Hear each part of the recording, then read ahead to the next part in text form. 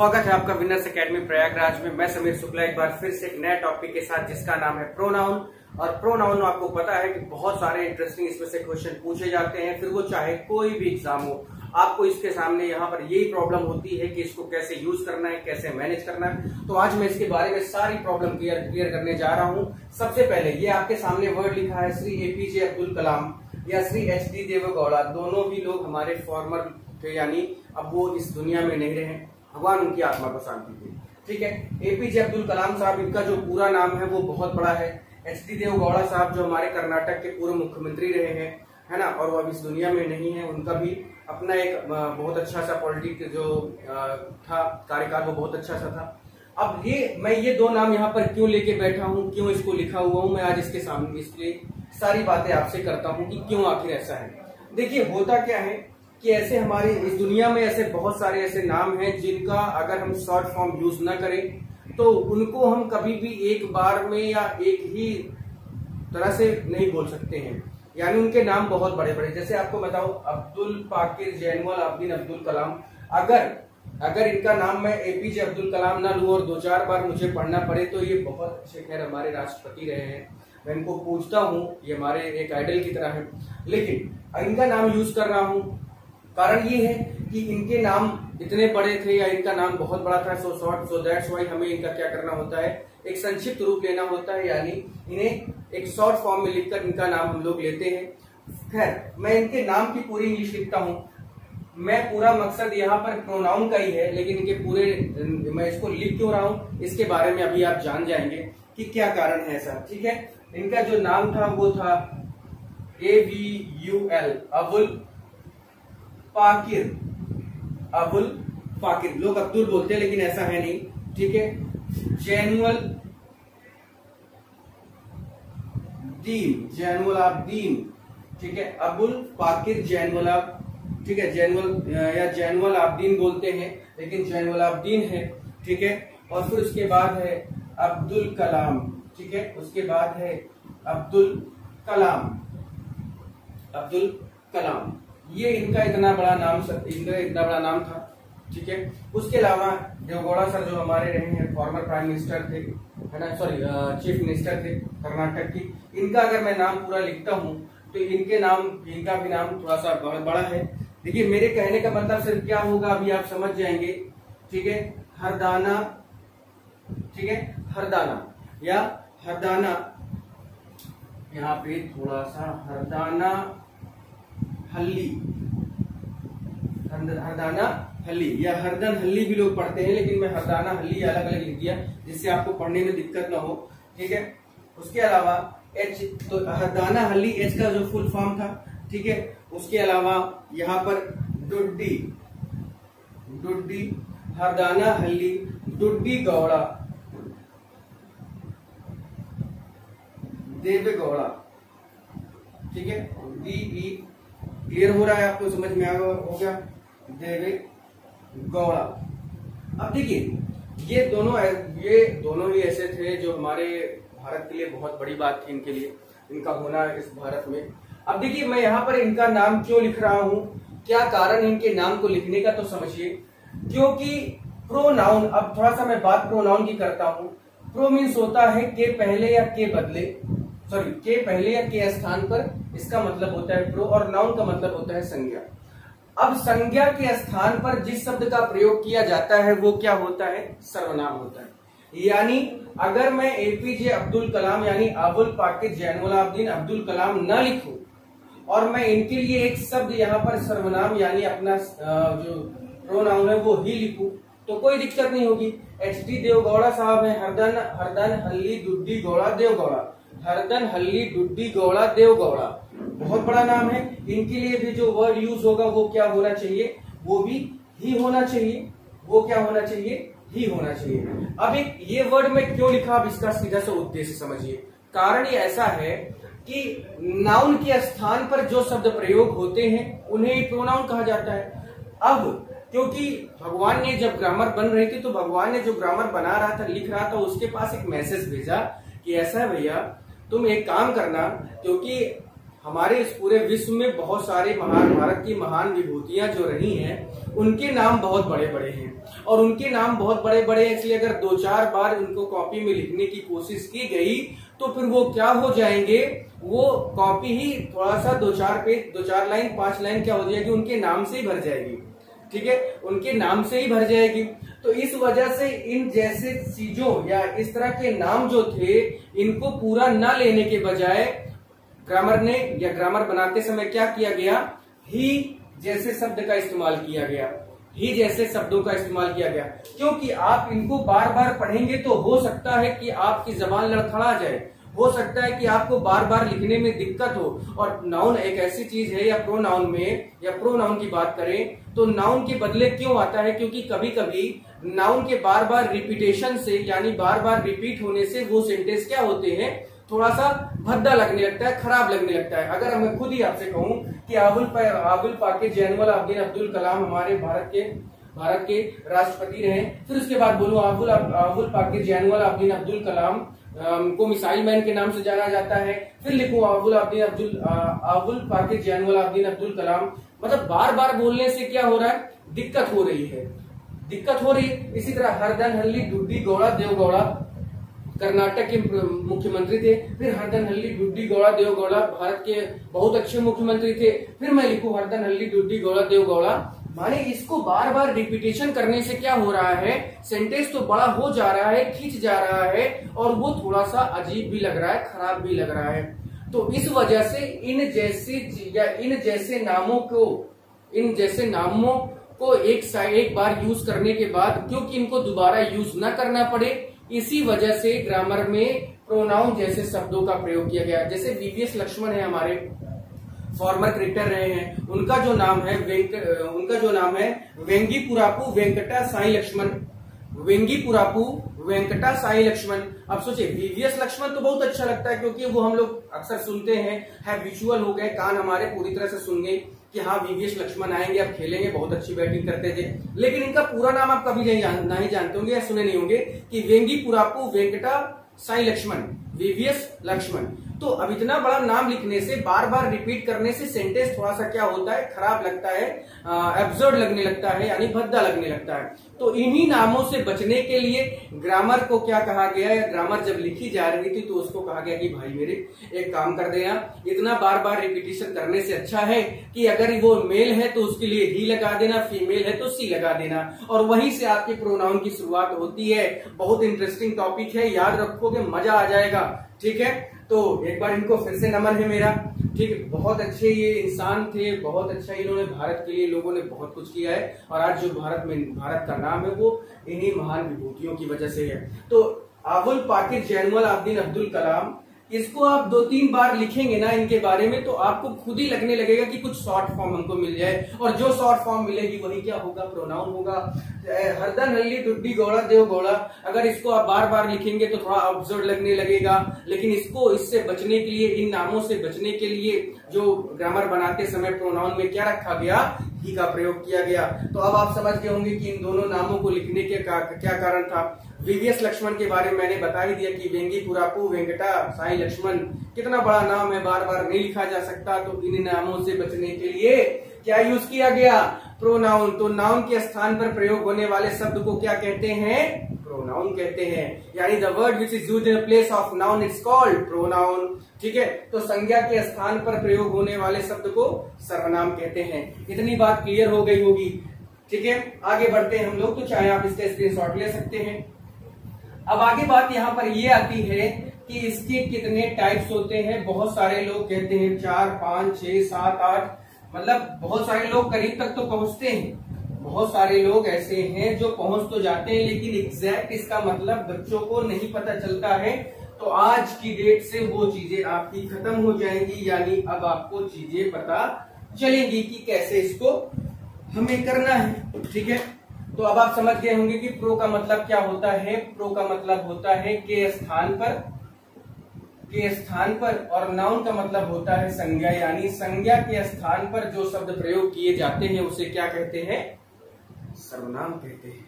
अब बात यहाँ पर आती है कि इनका जो यूज होता है, यानी इनका यूज, इनके कितने टाइप्स, कितने काइंड्स होते हैं, तो इनके आज मैं बता दूं आपको, बहुत सारे लोग 8 कहते हैं, 9 कहते हैं, बहुत सारे लोगों को मैंने देखा है 10 तक जाते हैं, लेकिन वो एग्जैक्टली 11 होते हैं। यानी आपके प्रोनाउन होते कितने हैं? तो there are 11 kinds of pronoun, यानी जो प्रोनाउन है वो कितने होते हैं? 11 होते हैं। 11 काइंड्स ऑफ प्रोनाउन, यानी 11 प्रोनाउन होते हैं। 1 बाय 1 हम इनके बारे में पढ़ेंगे और पूरी एक एक टॉपिक, एक एक दिन मैं आपको एक टॉपिक पे ही पूरी प्रैक्टिस कराऊंगा, उसके बारे में बताऊंगा कि कैसे इसको हम फाइंड आउट कर सकते हैं। ठीक है, कैसे इसको हम फाइंड आउट कर सकते हैं, कैसे पहचानेंगे। तो सबसे पहला जो हमारा प्रोनाउन होगा, मैं आपको लिख के बता दे रहा हूं, आप लिखते चलिए जिससे आपको ज्यादा दिक्कत ना हो। सबसे पहला प्रोनाउन हमारा है जिसको बोलते हैं पर्सनल प्रोनाउन। सबसे पहला प्रोनाउन है पर्सनल प्रोनाउन, जिसको हिंदी में व्यक्तिवाचक संज्ञा कहते हैं। व्यक्तिवाचक सर्वनाम कहते हैं भाई, संज्ञा नहीं, व्यक्तिवाचक सर्वनाम। ठीक है, सबसे पहला प्रोनाउन है पर्सनल प्रोनाउन, जिसे क्या कहते हैं? व्यक्तिवाचक सर्वनाम। अब देखिए पर्सनल प्रोनाउन में हम लोग को क्या पढ़ना, और आपको बताऊं पर्सनल प्रोनाउन से 5 तरह के क्वेश्चन बनते हैं। इसका जब मैं रूल लिखाऊंगा तो there are 5 kinds of question will be made, यानी 5 तरह के क्वेश्चन इस पे बनते हैं और 5 तरह के क्वेश्चन पूछे जाते हैं अक्सर। तो बात यहां पर यह होती है कि पर्सनल प्रोनाउन यानी व्यक्तिवाचक सर्वनाम होता क्या है। ठीक है, तो आपको याद होगा कि नरेशन में आप एक चीज पढ़ते हैं पर्सन, नरेशन में आप एक चीज क्या पढ़ते हैं? पर्सन। तो भाई पर्सन जो होता है उसी पर्सनल प्रोनाउन से ही बनता है। पर्सन जो होता है वो इसी पर्सनल प्रोनाउन से बनता है। और पर्सन होते कितने हैं? तो मैं आपको बता देता हूं कि पर्सन होते कितने हैं। तो 3 होते हैं, यानी फर्स्ट पर्सन, ठीक है, और एक है सेकंड पर्सन और एक है थर्ड पर्सन। ठीक है, यानी ये 3 पर्सन होते हैं। फर्स्ट पर्सन कौन कौन से होते हैं? तो फर्स्ट पर्सन आई, माई और मी। ठीक है, ये फर्स्ट पर्सन के इसमें आते हैं। और उसके अलावा वी है तो वी, आवर और अस। तो यहाँ पर कहने का मतलब है कि आई और वी फर्स्ट पर्सन होते हैं। आई और वी क्या होते हैं? फर्स्ट पर्सन होते हैं। सेकंड पर्सन कौन होता है? यू। तो यू के जितनी फॉर्म होती है, यू, योर और यू, ये क्या होते हैं? सेकंड पर्सन होते हैं। थर्ड पर्सन कौन कौन से होते हैं? तो ही, सी, इट और, ठीक है, ही, सी, इट, क्लियर हो गया। और एक और है दे। तो यहां पर मैं इसको ऐसे लिखूं तो बहुत अच्छा है कि ही, हिज और हिम। तो ही हो गया। उसके अलावा सी, हर और हर, ये आपका, ये भी थर्ड पर्सन है। इसके अलावा दे, तो दियर और देम, दियर और देम, ये हो गया। और इसके अलावा इट का आता है, जिसमें आता है इट्स और इट। ठीक है, तो कहने का मतलब है कि पर्सनल प्रोनाउन 3 होते हैं, first person, second person, third person. और ये पर्सनल प्रोनाउन से ही पर्सन शब्द निकल कर आता है। पर्सनल प्रोनाउन से क्या निकल कर आता है? पर्सन शब्द निकल कर आता है। तो आई और वी फर्स्ट पर्सन होते हैं, यू सेकेंड पर्सन होता है, ही, सी, इट और दे थर्ड पर्सन होते हैं। यानी अब इसके बारे में थोड़ी सी बात मैं कर देता हूं आपके सामने कि फर्स्ट पर्सन होते क्या है, किसे कहते हैं। तो मैं आपको बता चुका हूं कि आई और वी क्या होते हैं? फर्स्ट पर्सन होते हैं। पहले आप इसका स्क्रीनशॉट ले लें तो मैं इसके बाद आपको और क्लियर करता हूं। ठीक है, अब देखिए इसके बारे में थोड़ा थोड़ा मैं लिख के आपको बता देता हूं जिससे आपको दिक्कत ना हो। ठीक है, तो फर्स्ट पर्सन कौन कौन से होते हैं? आई और वी। इनके बारे में कहा जाता है कि जो बोलता है वो फर्स्ट पर्सन होता है। सेकेंड पर्सन यानी यू की बात करते हैं तो जिससे बोला जाता है, जिससे बोला जाता है वो क्या होते हैं? Second person. थर्ड पर्सन यानी ही, सी, इट और दे। ठीक है, ये सी, इट और दे। तो जिसके बारे में बात की जाती है, बात की जाए, तो जिसके बारे में बात की जाए वो क्या होते हैं? थर्ड पर्सन होते हैं। खैर मैं अभी बस आपको इसके इसी तरह से बताऊंगा। उसके बाद में पर्सनल प्रोनाउन से रिलेटेड जितने रूल होते हैं वो भी आपको बताऊंगा। अभी तो केवल आप ये जानिए कि पर्सनल प्रोनाउन पर्सन से बनता है या पर्सन कहाँ से बना, तो पर्सनल प्रोनाउन से बना, जिसको हिंदी में क्या कहते हैं? व्यक्तिवाचक सर्वनाम। ये कितने होते हैं? 3 होते हैं, फर्स्ट, सेकेंड और थर्ड। ठीक है, फर्स्ट पर्सन आई और we, second person you, third person he, she, it और दे। ठीक है, नेक्स्ट बढ़ते हैं। तो ये आपका पहला प्रोनाउन हुआ। दूसरा प्रोनाउन इसी तरह से कुछ और होगा, यानी 11 प्रोनाउन होते हैं। तो मैं आपको सबके बारे में थोड़ा थोड़ा बताते चलूंगा जिससे आपको दिक्कत ना हो। ठीक है, दूसरा है रिफ्लेक्सिव प्रोनाउन। दूसरा है रिफ्लेक्सिव प्रोनाउन। रिफ्लेक्सिव प्रोनाउन को क्या बोलते हैं? निजवाचक सर्वनाम। रिफ्लेक्सिव प्रोनाउन को हिंदी में क्या कहते हैं? तो निजवाचक सर्वनाम बोलते हैं। निजवाचक से क्या मतलब है? कि खुद से ही बना हुआ। खुद से बना हुआ का मतलब क्या है? देखिए, जैसे आई से क्या बनता है? माई, और माई से क्या बना सकते हैं? सेल्फ लगाकर माई सेल्फ हमने बना दिया। ही से क्या होता है? हिम होता है, लेकिन इसी में सेल्फ लगाकर हिमसेल्फ एक नया आपने प्रोनाउन बना दिया। यू से क्या होता है? योर, और इसी में आपने सेल्फ लगाकर क्या बना दिया? योर सेल्फ बना दिया। ठीक है, सी से क्या होता है? हर, और हर में आपने सेल्फ लगा दिया तो हर सेल्फ हो गया। इसी तरह से दे से क्या बनता है? दियर। सॉरी, दे से देम तो होता है, लेकिन आपने सेल्फ लगाकर देम सेल्फ बना दिया, सेल्फ होता है। उसी तरह अवर, वी से क्या होता है? वी से होता है अवर, और SELVES, क्योंकि ये प्लूरल होते हैं तो अवर सेल्स कर दिया। तो बात समझ में आ गई होगी कि रिफ्लेक्सिव प्रोनाउन होते क्या है, यानी क्या होता है? प्रोनाउन में मैं यहां पर लिख दूं कि प्रोनाउन में सेल्फ लगाने से जो भी शब्द बनेगा वो क्या बन जाएगा? रिफ्लेक्सिव प्रोनाउन कहलाएगा। यानी प्रोनाउन में सेल्फ लगाने से जो शब्द बनेगा वो क्या हो जाएगा? रिफ्लेक्सिव प्रोनाउन हो जाता है। ठीक है, आगे बढ़ते हैं। इसके बाद आप इसका स्क्रीनशॉट ले सकते हैं। इसके बाद हम लोग आगे बढ़ते हैं। आगे है कि रिफ्लेक्सिव प्रोनाउन के अलावा, क्योंकि 11 है, 11 को देखना है हमें। 11 में क्या है? नेक्स्ट हमारा क्या है? Relative pronoun. रिलेटिव प्रोनाउन, तो रिलेटिव प्रोनाउन किसे कहते हैं? संबंधवाचक सर्वनाम।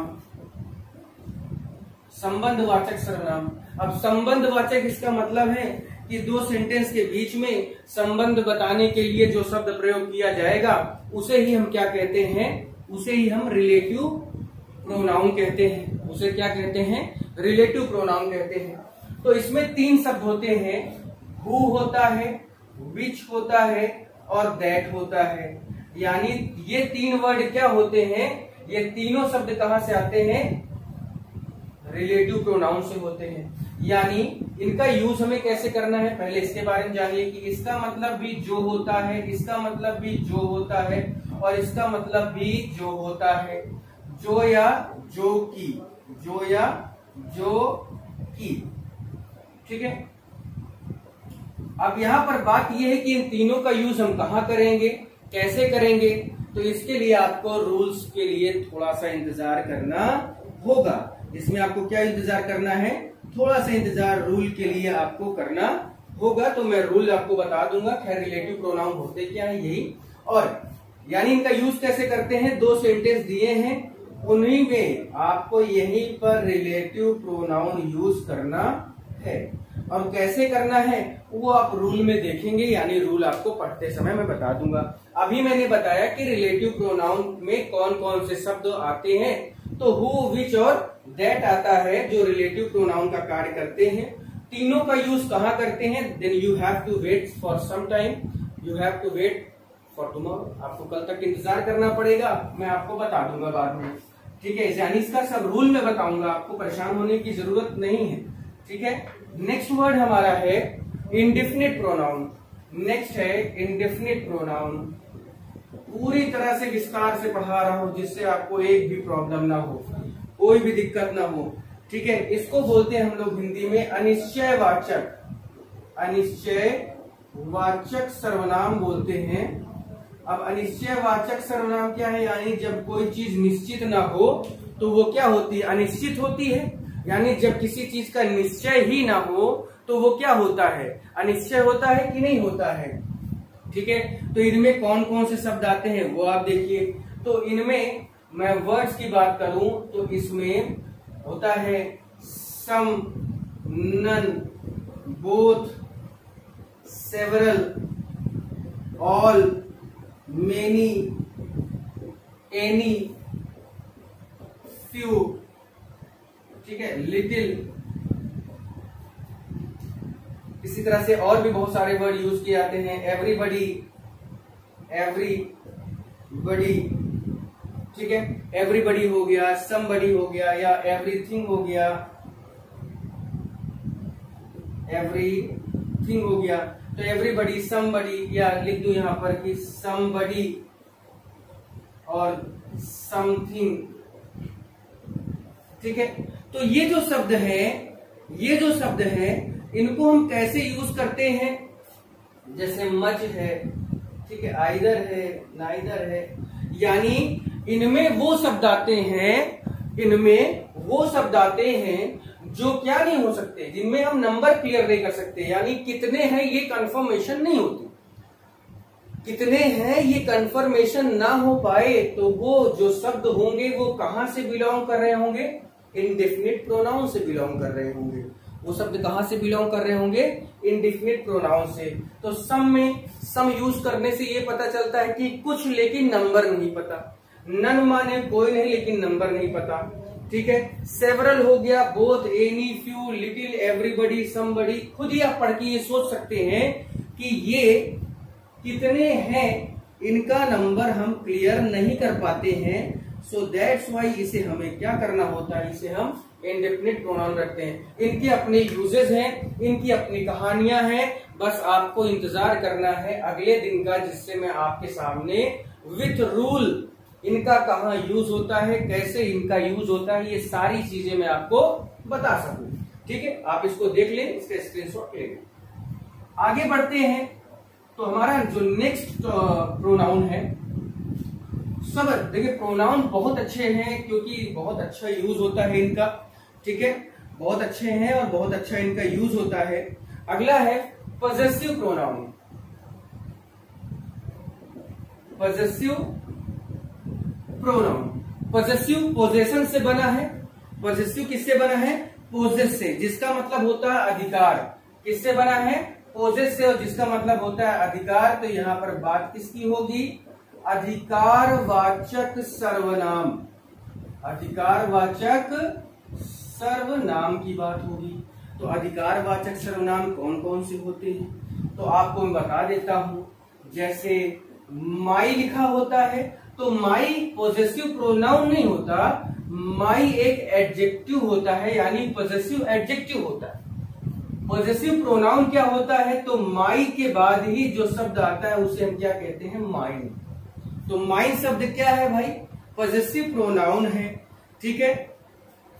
इसी तरह से योर्स, ठीक है, आवर्स, दियर्स, हर्स, है ना, ये सारे वर्ड क्या हैं, ये पूरी तरह से आप यहां पे कह सकते हैं कि ये आपके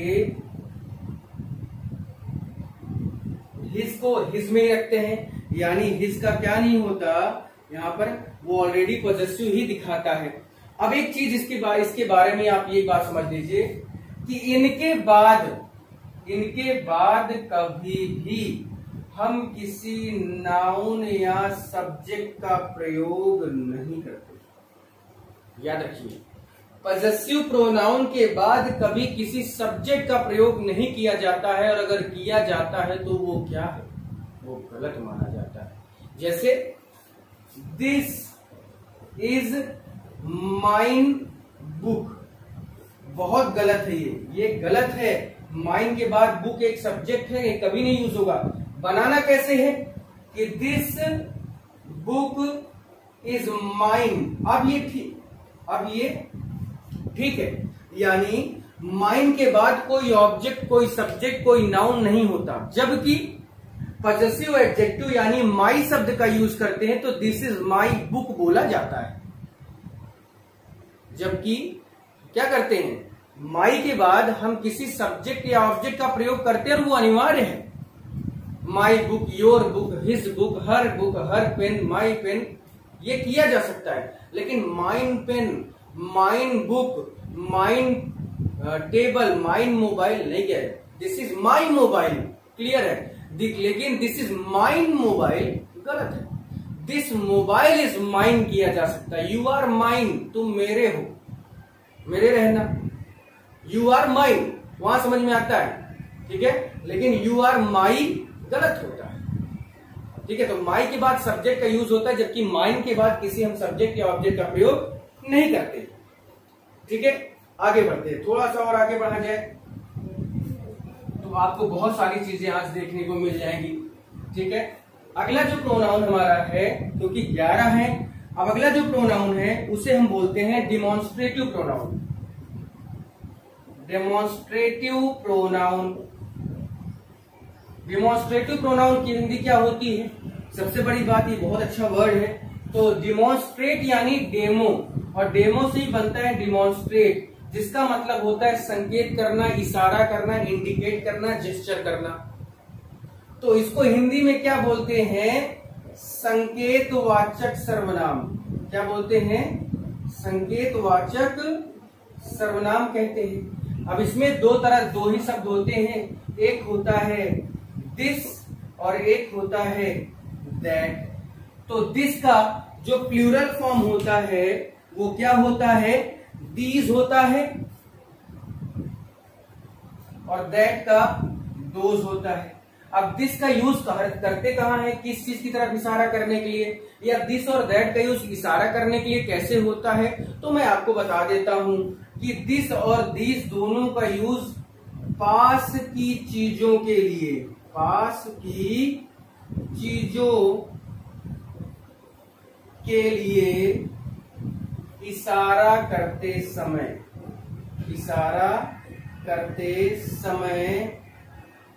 ठीक है, प्रयोग किया जाता है।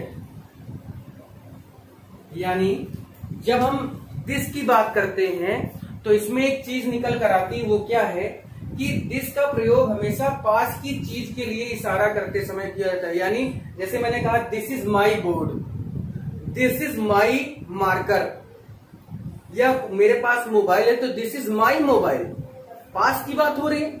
लेकिन मेरे घर पर मान लीजिए बोर्ड रखा है तो मैं क्या कहूंगा उससे, किसी दूसरे आदमी से, दैट इज माई बोर्ड। या मेरा मोबाइल खो गया था तो मैं जब कहूं कि दैट इज माई मोबाइल, या मेरा घर थोड़ा दूर पे है तो दैट इज माई हाउस, मैं अभी अपने घर में खड़ा हूं तो दिस इज माई हाउस। तो पास की चीज के लिए दिस का प्रयोग करते हैं, जबकि दूर की चीज के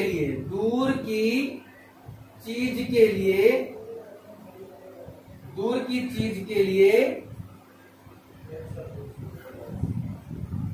क्या यूज करते हैं? दैट का प्रयोग करते हैं। अब आप समझ गए होंगे, जैसे मैं यहां पढ़ा रहा हूं, ये मेरा घर है तो दिस इज माई हाउस। लेकिन मैं किसी दूसरी कोचिंग में जाकर पढ़ाऊं, किसी दूसरे के घर में पढ़ाऊं तो क्या बोलूंगा? That is my house. तो दिस का प्रयोग पास की चीज के लिए होता है, दैट का प्रयोग दूर की चीज के लिए होता है। आई होप कि आपको क्लियर हो रहा होगा। जब क्लियर हो रहा होगा तो प्लीज कमेंट सेक्शन में जरूर कमेंट करना कि हाँ सर क्लियर हो गया, मजा आ रहा है, बहुत बढ़िया है। या अगर नहीं भी है तब भी मुझे कमेंट करके जरूर बताओ। आपका कमेंट मेरे लिए बहुत बड़ा काम करता है। मोटिवेशन और डिमोटिवेशन दोनों ही हम लोग होते हैं, ठीक है। तो आप प्लीज इस पे कमेंट जरूर किया करें। नेक्स्ट हम लोग का है, ठीक है, डिस्ट्रीब्यूटिव प्रोनाउन।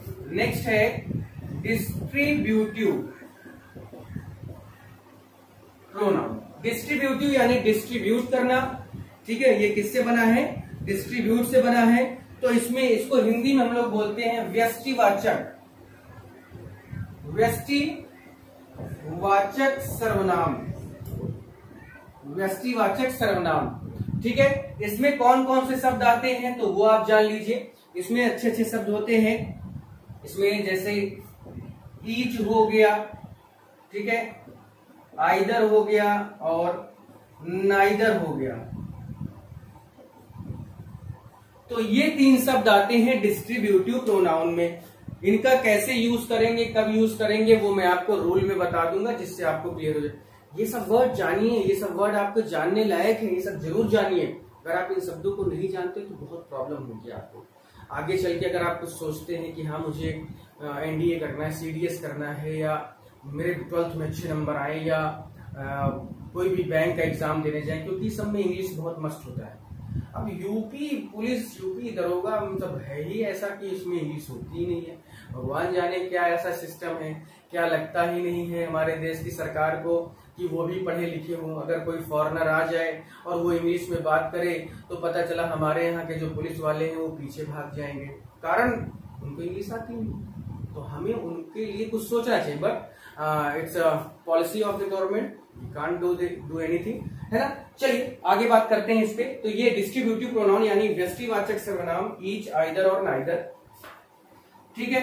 आगे बढ़ते हैं। नेक्स्ट हम लोग का है, मैं आपको पूरे 11 के 11 बताऊंगा आज, ठीक है। लोग 9 बताते हैं, 10 बताते हैं, लेकिन मैं आपको पूरी तरह से आज 11 बता के जाऊंगा, जिससे कोई भी दिक्कत आपको ना हो, ठीक है। नेक्स्ट है रेसिप्रोकल, रेसिप्रोकल प्रोनाउन, ठीक है। रेसिप्रोकल प्रोनाउन, रेसिप्रोकल से क्या वर्ड है यहां पर, ठीक है। अब रेसिप्रोकल मीन्स होता है संबंध, पारस्परिक संबंध या घनिष्ठ एकदम कह सकते हैं। तो मैं यहां पर पहले इसकी हिंदी लिख दे रहा हूं तो जिससे आपको क्लियर हो जाए। पारस्परिक संबंध, ठीक है, पारस्परिक, सही लिख रहा ना, हिंदी तो थोड़ा सा दिक्कत हो जाती है। पारस्परिक संबंध वाचक सर्वनाम। बहुत सारे लोग तो ऐसे, बहुत सारे ऐसे बच्चे होते हैं जिनको इसकी हिंदी ही नहीं पता होती है, लेकिन कोई बात नहीं, आज की डेट से वो आप जान लीजिए। रेसिप्रोकल प्रोनाउन यानी पारस्परिक संबंध सूचक सर्वनाम या संबंध वाचक सर्वनाम। तो इसमें केवल 2 वर्ड होते हैं, एक का नाम है ईच अदर और दूसरे का नाम है वन अनदर, और बहुत जोरदार इसके यूज होते हैं। नंबर 1 का टॉपिक है, बहुत लोग फंसते हैं इसमें, कारण है, खैर मैं बताने का तो मेरा बहुत मन कर रहा है कि मैं इसको बता ही डालूं आपसे, फिर भी मन नहीं मान रहा है, मैं बता देता हूं कि जब 2 लोगों के बीच में संबंध होगा, जब 2 लोगों के बीच की बातें होंगी तो ईच अदर का प्रयोग करते हैं। जैसे बोलते हैं ना, मेड फॉर ईच अदर, दोनों एक दूसरे के लिए बने, माने भगवान ने उनको दोनों का इधर फेंक दिया कि जाओ तुम दोनों एक दूसरे के साथ रहना। तो made for each other, made for one another नहीं बोलते, क्योंकि वन अनदर का प्रयोग यहां पर होता है तो मोर देन 2 होता है, मोर देन 2 होता है, यानी 2 से अधिक व्यक्तियों की जब बात हो तो वहां पर क्या यूज करते हैं, वन अनदर का प्रयोग करते हैं। जबकि 2 लोगों की बात होगी तो ईच अदर का प्रयोग करते हैं। जैसे Ram and Shyam hate one another नहीं, हेट ईच अदर, क्योंकि राम और श्याम 2 लोग हैं, लेकिन राम, श्याम और मोहन यानी 3 लोग। हेट ईच अदर नहीं, हेट वन अनदर, क्योंकि मोर देन 2 की जब बात होती है तो क्या यूज करते हैं, इसे प्रयोग करते हैं, ठीक है, वन अनदर के प्रयोग करते हैं। चलिए, तो इसका रूल मैंने बता दिया, मुझसे भी नहीं रहा जा रहा था, क्या करें भाई, लगता है कि आपको क्या क्या सिखा डालें और आप क्या क्या सीख लें, ठीक है। उसके बाद अगला वर्ड हमारा नेक्स्ट टॉपिक है, नेक्स्ट हमारा जो टॉपिक है वो है इंट्रोगेटिव प्रोनाउन। नेक्स्ट है इंट्रोगेटिव प्रोनाउन, यानी इंट्रोगेटिव भी प्रोनाउन होता है। देखिए ये सब जानने वाली चीजें, यही अगर मिस हो जाती हैं तो हमें कहीं ना कहीं पूरी क्लास के सामने क्या होना पड़ता है, शर्मिंदा। और हम नहीं चाहते हैं तुम शर्मिंदा ना हो, तुम गोविंदा बन जाओ। ठीक है, तुम शर्मिंदा ना हो, तुम गोविंदा बनो, जिससे भौकाल पूरी तरह से टाइट रहे, एकदम पूरा भौकाल टाइट, पूरा एकदम फिट, माहौल जोरदार जबरदस्त हो जाए। तो इंट्रोगेटिव प्रोनाउन को प्रश्नवाचक वाक्य बोलते हैं। अब इसमें कौन कौन से वर्ड होते हैं, तो जितने भी क्वेश्चन वर्ड हैं, वाई है, व्हेन है, वेयर है, व्हाट है, ठीक है, हु है और हाउ है, जितने भी क्वेश्चन वर्ड होते हैं वो सब क्या होते हैं, इंट्रोगेटिव प्रोनाउन, यानी ये प्रश्न पूछने के लिए प्रयोग किए जाते हैं। ये प्रश्न पूछने के लिए प्रयोग किए जाते हैं। तो मैं ये लिख दूं कि ये प्रश्न पूछने के लिए प्रयोग किए जाते हैं, प्रयोग किए जाते हैं। इनका यूज कैसे होता है, रूल में क्या इनका रोल होता है, रूल में इनका क्या रोल होता है वो आपको देखना है। खैर अभी के लिए आप केवल इसको इतना ही करिए, क्योंकि हर एक टॉपिक की अलग अलग क्लास होगी। जैसे रिफ्लेक्सिव प्रोनाउन की अलग क्लास होगी, रिलेटिव प्रोनाउन की अलग क्लास होगी, इंट्रोगेटिव प्रोनाउन की अलग क्लास होगी, या पर्सनल प्रोनाउन की अलग क्लास होगी। और सबसे जोरदार, दमदार, जबरदस्त है वो है पर्सनल प्रोनाउन। 5 रूल बनते हैं उससे, 5 रूल बनते हैं, तो याद रखना है आपको। एक और वर्ड देखते हैं, एक और, 2 ही अभी 9 हुए हैं, 2 और बचे हुए हैं। तो दूसरा देखते हैं भाई, emphatic. Emphatic pronoun, emphatic pronoun या एम्फसाइजिंग भी होता है, एम्फसाइजिंग प्रोनाउन, जिसको हिंदी में हम लोग क्या बोलते हैं, दबाव सूचक सर्वनाम, यानी दबाव सूचक सर्वनाम। तो यहां किसी का गला नहीं दबाना है, ना तो दबा के जो किसी नाउन के ऊपर बैठ जाना है, ठीक है, ना तो किसी नाउन के ऊपर, ना तो किसी नाउन का गला दबाना है, ना तो उसके ऊपर बैठ जाना है। तो इसमें होता क्या है, ठीक है, देखिए बहुत अच्छा वर्ड है ये, मैं इसको आपको थोड़ा सा समझाऊंगा डिटेल से। यानी जब रिफ्लेक्सिव प्रोनाउन को, तो भैया रिफ्लेक्सिव प्रोनाउन क्या होते हैं वो मैंने आपको बताया, जैसे माई सेल्फ लिखा है तो ये एक रिफ्लेक्सिव प्रोनाउन। तो जब रिफ्लेक्सिव प्रोनाउन को जब रिफ्लेक्सिव प्रोनाउन को सब्जेक्ट के रूप में, जब रिफ्लेक्सिव प्रोनाउन को सब्जेक्ट, ठीक है, सब्जेक्ट, जब रिफ्लेक्सिव प्रोनाउन को सब्जेक्ट पर दबाव डालने के लिए कहा जाता है, दबाव डालने के लिए कहा जाता है, तो वो क्या होते हैं, तो एम्फेटिक प्रोनाउन होता है। अब देखिए, हो सकता है कि आपको ये जो मैं लिख रहा हूं ये आपको ना समझ में आए, लेकिन अभी जैसे मैं इसका एग्जांपल बताऊंगा वो आपको क्लियर हो जाएगा। देखिए, जब रिफ्लेक्सिव प्रोनाउन को सब्जेक्ट पर दबाव डालने के लिए कहा जाता है तो वो एम्फेटिक प्रोनाउन होता है। अब यहां पर बात तो ये आई नहीं कि एम्फेटिक प्रोनाउन होता क्या है, कैसे इसे पहचानेंगे, क्यों इसको हम देख रहे हैं, तो मैं आपको इसका एग्जांपल देता हूं जिससे आपको समझ में आ जाएगा। जैसे देखिए, my self did this work, पहली बात तो ये गलत है। गलत क्यों है, क्योंकि मैंने आपसे खैर बताया था कि कल इसके बारे में एक एक रूल बताऊंगा, तो अभी थोड़ा सा मैं इसके बारे में डिस्क्लोज कर देता हूं कि माई सेल्फ यानी reflexive pronoun can't be work as a subject, यानी रिफ्लेक्सिव प्रोनाउन कभी भी सब्जेक्ट का कार्य नहीं कर सकते। अब जब रिफ्लेक्सिव प्रोनाउन सब्जेक्ट का कार्य नहीं कर सकते तो इसका मतलब रिफ्लेक्सिव प्रोनाउन यानी माई सेल्फ जो है वो गलत है। अब गलत है, लेकिन इसी रिफ्लेक्सिव प्रोनाउन को हम चाहें तो एम्फेटिक में कन्वर्ट कर सकते हैं। इम्फेटिक में कन्वर्ट जब हम करने जाएंगे तो क्या बनेगा, आई माई सेल्फ हो जाएगा। और फिर उसके बाद क्या लिखोगे, डिड दिस वर्क लिखोगे, तो I myself did this work. अब आप समझ गए मैं क्या कहना चाहता हूं कि I myself did this work. यहां पर जो माई सेल्फ था वो अभी तक क्या था, एक वो क्या था, ये क्या था, ये एक रिफ्लेक्सिव प्रोनाउन था। लेकिन जैसे ही इसके पहले हमने उसका सब्जेक्ट लगाया, यानी जो सब्जेक्ट जिससे ये बना हुआ है, ठीक है, वो क्या हो जाएगा, इम्फेटिक प्रोनाउन हो जाएगा। देखिए मैं पहले इसके बारे में थोड़ा सा आपको और समझा देता हूं। एक अलग से क्वेश्चन देखिए, नीचे वो हो जा रहा है जगह की प्रॉब्लम, तो मैं आपको देखिए बताता हूं, ठीक है। देखिए जैसे योर सेल्फ कॉल्ड हिम, गलत है, क्योंकि रिफ्लेक्सिव प्रोनाउन कभी भी सब्जेक्ट की तरह प्रयोग नहीं किए जा सकते, रूल यही है।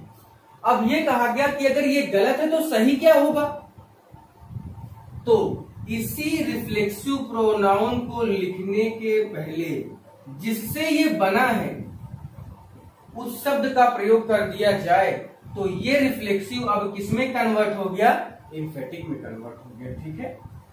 अब ये किसमें हो गया, इम्फेटिक में कन्वर्ट हो गया।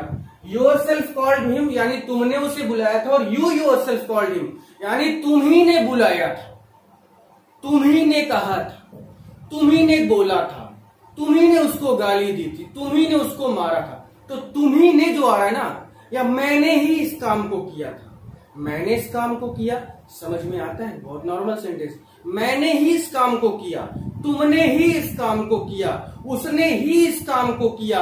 तो जहां पर उसने ही यानी ये दबाव डाला जा रहा है, तो दबाव सूचक सर्वनाम इसीलिए इनको कहा जाता है, यानी एम्फसाइज करना, दबाव डालना, जोर देना। तो किस पे जोर दे रहे हो, अभी तो ये योरसेल्फ किस पे जोर दे रहा है, खुद पे ही तो दे रहा है, यू पे ही तो दे रहा है। तो अब आप समझ गए कि जब तक यू नहीं था तब तक ये एक रिफ्लेक्सिव था, जैसे ही हमने ये जिससे बना है वो नाम लिया यानी यू का प्रयोग किया, अब ये क्या हो गया, इम्फेटिक हो गया। क्लियर हुआ, ठीक है। अब एक और लास्ट आपका नाउन प्रोनाउन जो बचा है उसके बारे में बात हम लोग कर लेते हैं, लास्ट है, ठीक है। लास्ट है आपका exclamatory pronoun, exclamatory pronoun, exclamatory pronoun. Exclamatory pronoun को हिंदी में क्या कहते हैं, विस्मयादि बोधक सर्वनाम, विस्मयादि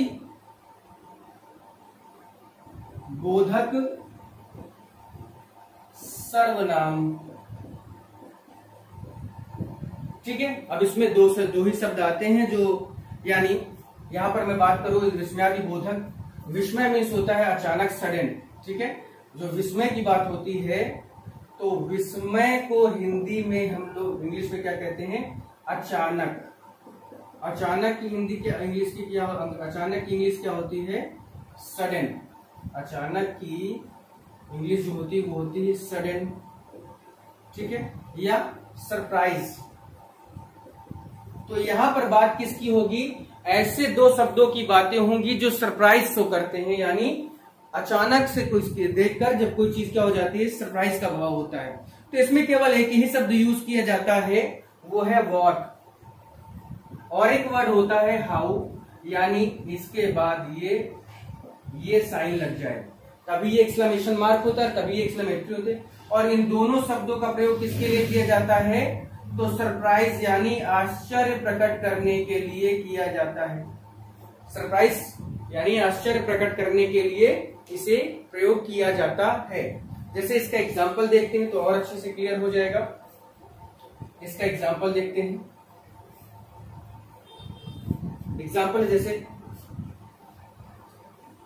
व्हाट ए नाइस कार, कितनी, अब ये पूछ नहीं रहे कि कितनी सुंदर कार है, आप कार को देखते क्या हो गए, सरप्राइज हो गए, कितनी सुंदर कार है, कितनी गजब की कार है, कितना बढ़िया मॉडल है, कितना बेहतरीन लग रही है ना, ऐसे बोलते हैं। या एक और देखिए, हाउ ब्यूटीफुल यू आर, यहां पर भी पूछ रहे हो कि तुम कितने सुंदर हो, वो कोई नहीं बता पाएगा कि मैं कितना क्या परसेंट सुंदर हूं, क्या परसेंट खराब हूं। वो ये कह रहा है कि यार तुम कितनी सुंदर हो, माने तुम बहुत अच्छी लग रही हो, एकदम बहुत कुछ ज्यादा प्यारी लग रही हो, एकदम बहुत अच्छी लग रही हो। इसके अलावा कोई वर्ड नहीं। तो बहुत अच्छी लगने, बहुत अच्छा लगने का जो सेंस होता है वो व्हाट और हाउ ही इसको पूरा करते हैं। और व्हाट और हाउ का जब यूज होता है तो इसका मतलब है कि वो क्या यूज हो रहा है, वहां पर सरप्राइज की बात हो रही है। तो जब सरप्राइज की बातें होंगी तो वहां पर हम व्हाट और हाउ का प्रयोग करते हैं, और ये भी क्या है, एक्सक्लेमेटरी प्रोनाउन है। क्लियर हुआ? तो अब देखिए 11 आपके क्लियर हो गए होंगे। 11 के 11 मैंने आपको बता दिए हैं, कोई भी प्रोनाउन छूटा नहीं है। ये 11 होते हैं भैया, ठीक है। बहुत सारे लोग बताते हैं कि 8 होते हैं, 9 होते हैं, 10 तक पहुंच जाते हैं, लेकिन आप 11 पढ़िए। 11 के बारे में आपको 11 के बारे में आपको बताया गया है, पढ़ाया गया, और इसलिए आप पूरा इसी तरह से मिलेगा आपको। कल जो होगी क्लास वो एक एक रूल, एक एक प्रोनाउन पर कैसे कैसे रूल बनते हैं, यानी पर्सनल प्रोनाउन की कल क्लास होगी। मैं आपको बता दूंगा, नोटिफिकेशन आप तक पहुंच जाएगा। और जान चाहते हैं कि नोटिफिकेशन पहुंचे आप तक तो प्लीज चैनल को सब्सक्राइब करें, बगल में बेल आइकन होगा उसको भी प्रेस करें, जिससे सबसे पहले वीडियो आपके पास पहुंचे और आप उसका पूरा का पूरा आनंद ले सकें, उसे पूरी तरह से पढ़ सके। एक भी क्वेश्चन छूटना नहीं चाहिए। मेरे जवानों, मेरे दोस्तों, मेरे भाइयों, मेरी बहनों, इसे पढ़ोगे ना, एक भी क्वेश्चन नहीं छूटेगा, ये मेरा आपसे वादा है। तो चलता हूं फिर मैं आज इसी वीडियो पर इतना ही रखता हूं, और कल मैं इसके सारे रूल्स, सारे इससे रिलेटेड जो भी क्वेश्चन वर्ड हैं या क्वेश्चन जितने बनते हैं वो सारी बातें मैं आपसे कहूंगा, बताऊंगा। तो आज के लिए इतना ही। Thank you. और पूरा देखिए और पूरा इसको खूब शेयर करो।